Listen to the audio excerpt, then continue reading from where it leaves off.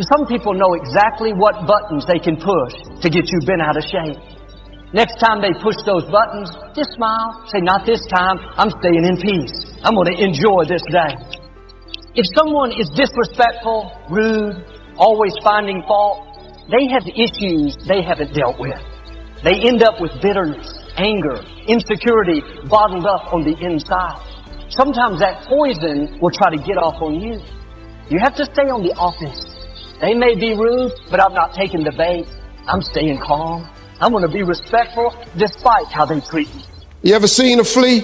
One of the smallest insects. But for his height and size, a flea can jump, has a 36-inch vertical.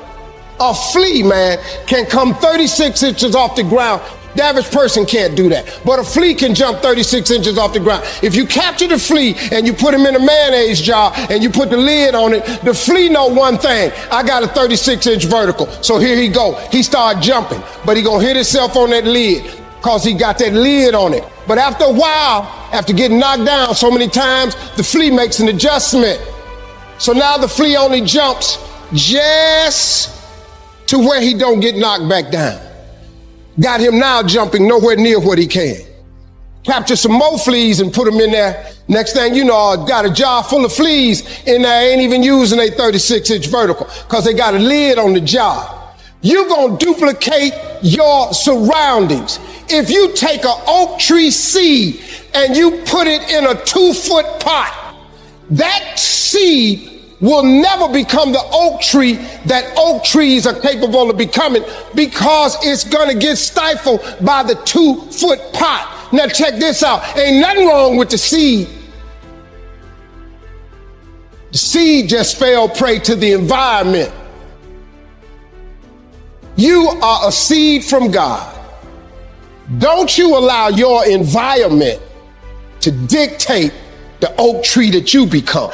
Don't die with this gift and don't never use it. All of y'all got this wonderful gift, but you got to use it. Take your seed, take your gift. Get away from these people that's in your life that ain't doing nothing. I had to do it. When I told everybody I was getting into comedy, man, oh, Lord have mercy. You can't get into comedy. You ain't even funny. How you gonna make money telling jokes?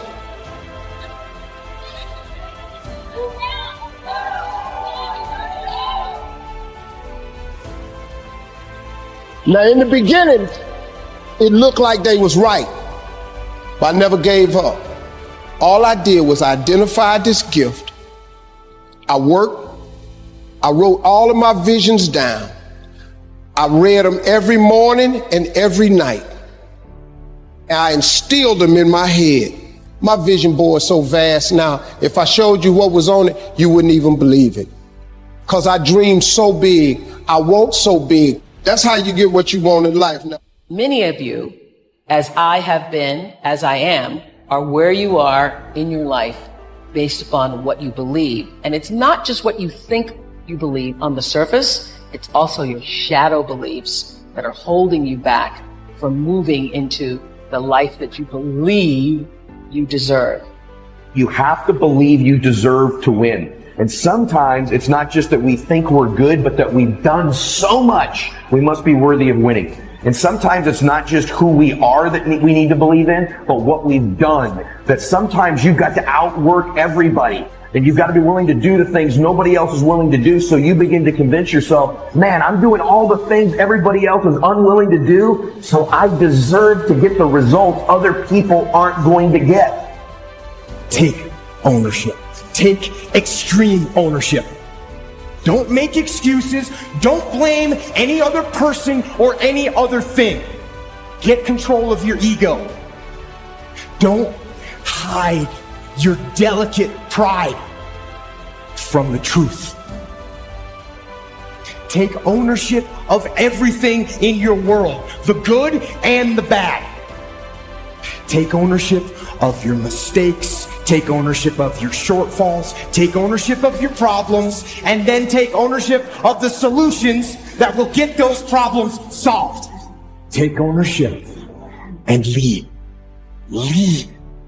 Following your dreams is a lonely, solitary, scary, dangerous pursuit.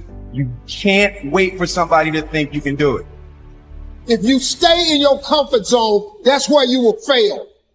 You will fail in your comfort zone. Success is not a comfortable procedure.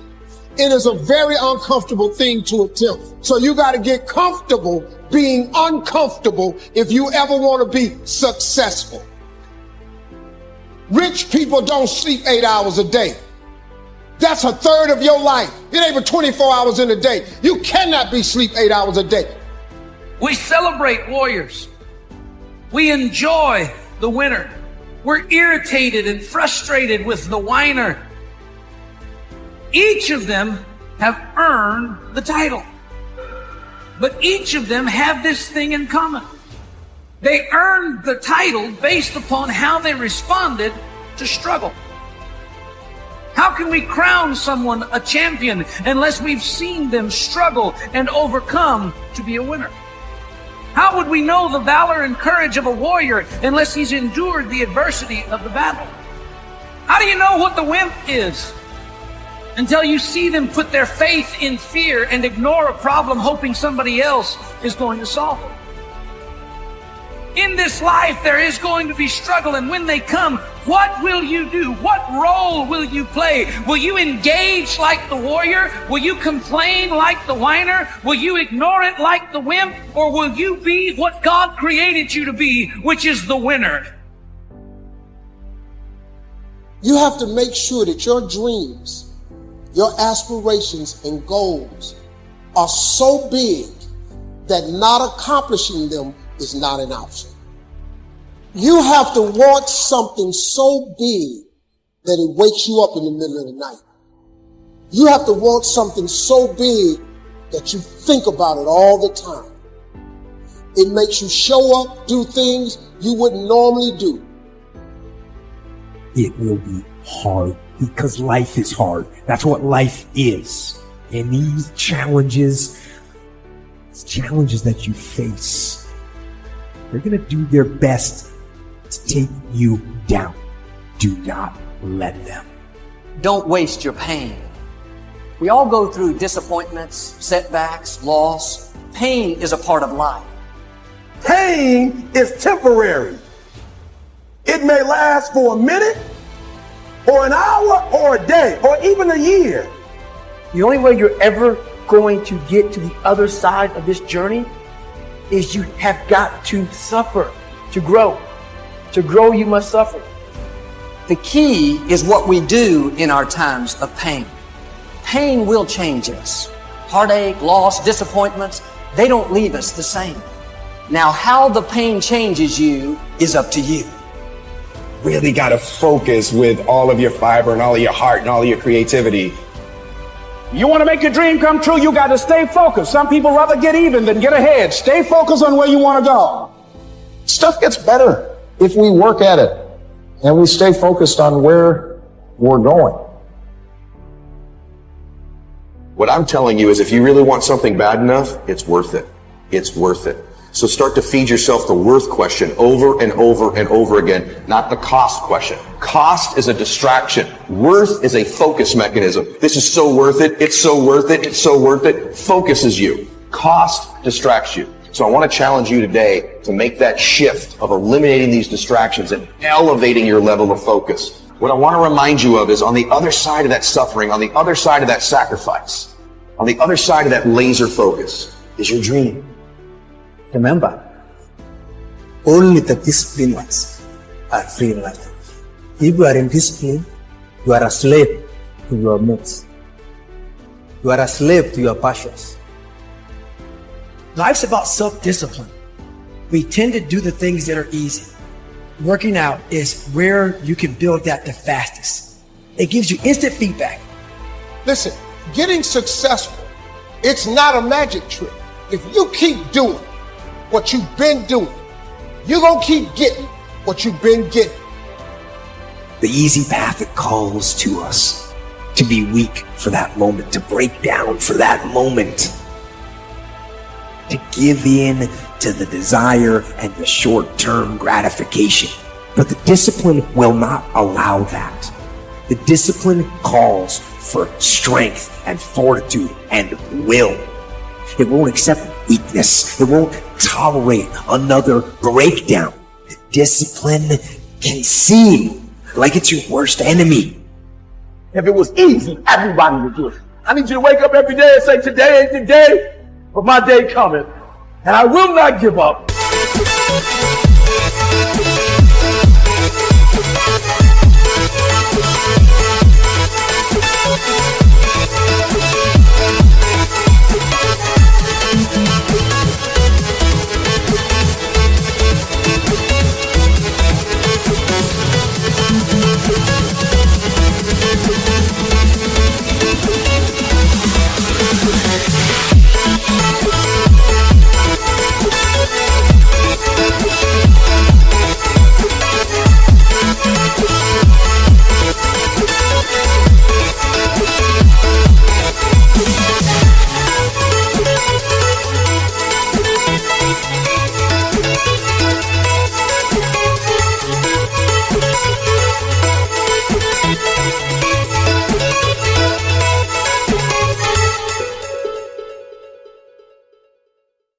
And I will not give in until I get to that day. I will not stop. I will not give up. I will not give in until my day comes.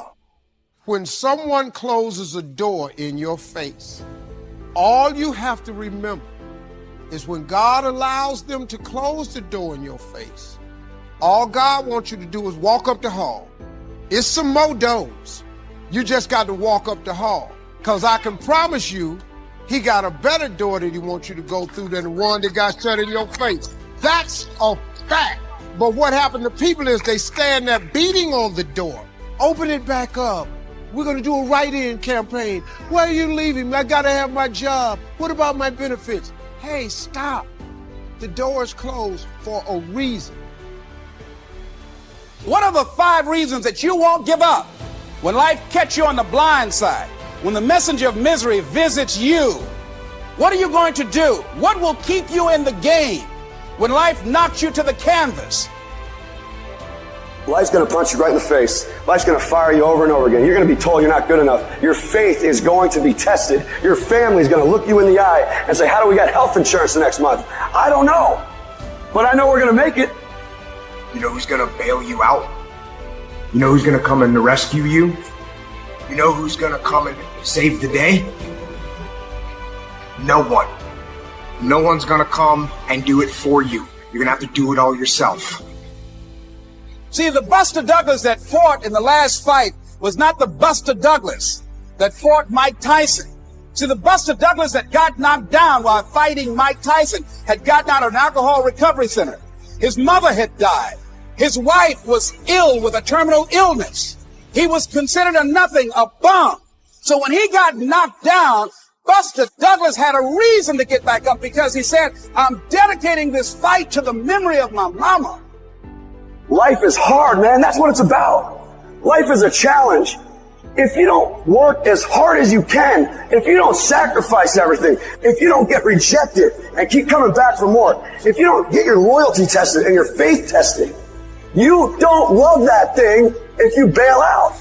So if you fought through all that, that's love. So you got to have some reasons that when life knocks you down, and it's going to. Hello, it's going to knock you down. When people disappoint you, and that's going to happen. When they betray you, and that's going to happen. When they lie to you, and that's going to happen. When they say, oh, you can count on me, and they won't show up, and that's going to happen. When you want to throw in the towel and give up yourself, and that's going to happen. When life collapses on you and catch you on the blind side, what reason can you remember that you can call on, that you can reach on, that can make you get back up? Find that reason. Because when life had knocked me down, I said, life, I'm doing this because I want to make my mama proud of me. I'm doing this because I want my children to have a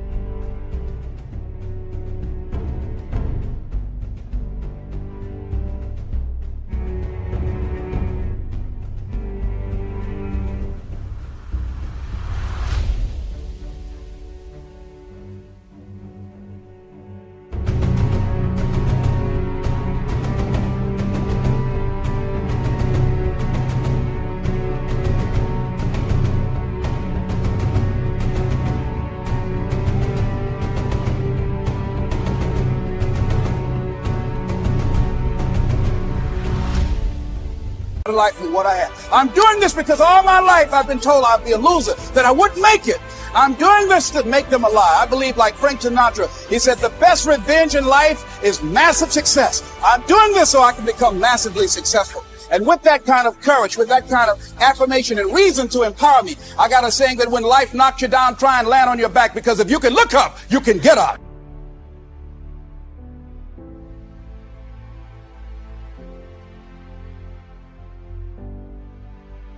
You don't have to be grim, but you do have to be serious. Hey, everybody hopes things will get better, but remember, the future does not get better by hope. It gets better by plan. And hope unaided by clear plans can finally become an illness. There's a Bible phrase that says, hope long delayed makes the heart sick. It's a sickness. I used to have the illness known as passive hope. It's bad. And there's one that is even worse, and that is called happy hope. That is really bad. The man is 50, and he's broke, and he's still smiling. That's bad. So get serious. Make plans. Put them on paper. My suggestion from experience. There's a phrase from the Bible that goes, without dreams and vision, we perish. How true. Humans have this unique ability to aspire, to dream, to go for something, to become something. Without that, life is not life. We must have dreams and never give up on our dreams. I'd like to share a few ways your use of time are affected by or influence the achievement of your goals. Have you ever thought that without some very clear written goals, you never even need to consider managing your time? Time essentials come from objectives well defined. Time can't be critical if objectives aren't defined. Now you might be one of those uniquely fortunate individuals who can keep all their objectives and purposes clearly defined in their minds and operate from that. But I wouldn't take the chance. Write your goals down and set careful priorities. Sometimes priorities are determined by the season. For a farmer in springtime, the season dictates his most important activities. During the spring, a farmer must work around the clock, burn the midnight oil, and keep the equipment running because he has only this small window of time for the planting of his crops. One of the difficulties of living in an industrialized society is the losing of the sense of seasons. When to pour it on, when to ease back, when to take advantage. It's easy to keep going from 9 to 5, year in and year out, and lose a natural sense of priorities and appropriate time. Don't let one year just blend into the next. Keep an eye on your own seasons, lest you lose track of values and substance. Part of setting priorities is learning to separate major activities from minor activities. This is a whole skill in itself, but once you have learned it, it will pay dividends you won't believe. So learn to put everything on your mental scales to be carefully weighed before you spend time or money. Of your sanity is socially distributed. And what I mean by that is, well, let's say that you know how to, I said already in this conversation, if you didn't learn to play with others between the time you were 2 and 4, you will never learn. And psychologists have beat their heads against the wall trying to rehabilitate antisocial children. They can't do it after the age of 4. Is that because areas of the brain just don't develop? Well, it seems to be partly because the kids fall farther and farther behind. So let's say you make the leap from egocentric dependence on your mother at 2 and 3 to immersion in a peer group. Well, then you pick peers that are at your same developmental level, and you chase each other up the developmental ladder. And the longer you're out of that, the farther you fall behind. And so, kids, 5-year-old kids might come across another 5-year-old kid who tends to cry too much if they don't get their way. And they'll say, we don't want to play with the baby. And what they're saying is, we have to find someone who's at our developmental level, shares our developmental horizon, so that we can mutually scaffold our further development. Now, they're not going to say that, obviously, but that's the situation. And kids test each other out when they first meet. So do adults. Game. Can you play? Are you playing at the same level as me? If you're acceptable to your peers and you behave well, they'll accept you. And then they tell you all the time if you're acting appropriately. You know, if your jokes are funny, if you're dominating the conversation, if you're bringing something of value to the table. And all you have to do is pay attention to the social cues, and you'll keep yourself regulated. And at the end of the day, you're going to get what you focus on. They're both true. This is both the most amazing time that's ever happened, ever in recorded history. And yet real things that are terrifying are also happening. But where you put your energy, where you put your attention, where you put your focus is going to determine what you see. And that is the most fascinating and the most important thing you have to understand about the way that your mind works. You get what you focus on. If you focus on the things that are bad, they will become real. They will become exaggerated. They will begin to monopolize your thoughts. You'll see them everywhere. It's called the reticular activating system. Your mind is literally designed to pay attention to the things that you notice. Once you notice a certain car, you see it everywhere. Once you notice a certain dog, you see it everywhere. Once you hear a certain name for the first time, suddenly you realize that that name has been all around you this entire time. But now that you're focusing on it, now that you're looking for it, it is everywhere. So whatever you look for, it's going to be everywhere. If you look for the negative, it'll be there. But if you look for the positive, it will overwhelm you. When you manage something, you do so to keep it going. Well, you don't need to keep time going. You don't even need to watch it. You can be completely unaware of it. You can go to sleep. Doesn't matter. Time just continually moves. Doesn't need you. It doesn't need me. It just keeps moving. We don't need to do time management because there's nothing to manage. It's automatic. It continually moves. What we need to do is priority management. With the time that is continually slipping away from us, we need to manage our priorities to maximize the time we have. So don't manage your time, maximize your time. How? By doing the things that are the most important to do at that moment. Make every day